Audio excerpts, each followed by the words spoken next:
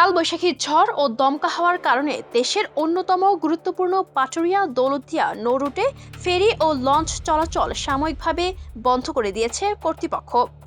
বিকেলে হঠাৎ আবহাওয়ার অবনতি হলে নদীপথে চরম ঝুঁকিপূর্ণ পরিস্থিতির সৃষ্টি হয়। ঈদ আসবে, সাথে ক্যাশব্যাকও আসবে। নিজের বা প্রিয়জনের জন্য কেনাকাটায় এবারও নগদ পেমেন্টে পাচ্ছেন দারুণ ক্যাশব্যাক। তাই যাই কিনুন, পেমেন্ট করুন নগদে। পরিস্থিতি নিয়ন্ত্রণে রাখতে এবং যাত্রী ও যানবাহনের নিরাপত্তা নিশ্চিত করতে তাৎক্ষণিকভাবে সব ধরনের ফেরি ও লঞ্চ চলাচল স্থগিত করা হয়। নৌরুট বন্ধ থাকায় সবচেয়ে বেশি প্রভাব পড়েছে মানিকগঞ্জের পাটুরিয়া ঘাট এবং রাজবাড়ীর গোয়ালন্দ উপজেলার দৌলতদিয়া ঘাট এলাকায়। এই দুই ঘাট দেশের দক্ষিণ পশ্চিমাঞ্চলের সঙ্গে রাজধানী ঢাকার অন্যতম প্রধান সংযোগ পথ হওয়ায় বন্ধের সঙ্গে সঙ্গেই দুই প্রান্তে যানবাহনের দীর্ঘ সারি এবং চরম ভোগান্তিতে পড়েছেন যাত্রীরা।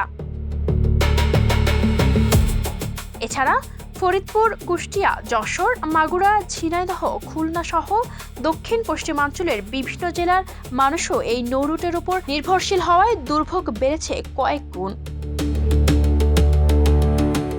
বাংলাদেশ অভ্যন্তরীণ নৌ পরিবহন কর্পোরেশনের পরিচালক এস.এম. আশিকুজ্জামান জানান, হঠাৎ ঝড়ো হাওয়া ও ভারী বৃষ্টির কারণে নদীপথে নৌ চলাচল ঝুঁকিপূর্ণ হয়ে পড়ে।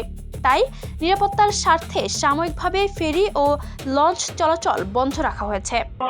ঝড়ো আবহাওয়ার কারণে বিকাল 5টা থেকে ফেরি সার্ভিস বন্ধ রাখা হয়েছে যাত্রীদের নিরাপত্তার জন্য। তিনি আরও জানান, আবহাওয়া স্বাভাবিক হলে দ্রুতই এই নৌরুটে ফেরি ও লঞ্চ চলাচল পুনরায় চালু করা হবে। বর্তমানে এই রুটে ছোট বড় মিলিয়ে প্রায় 9টি ফেরি ও 17টি লঞ্চ চলাচল করে, যা আপাতত বন্ধ রয়েছে। Ayesha Akter Swarna, campus Times.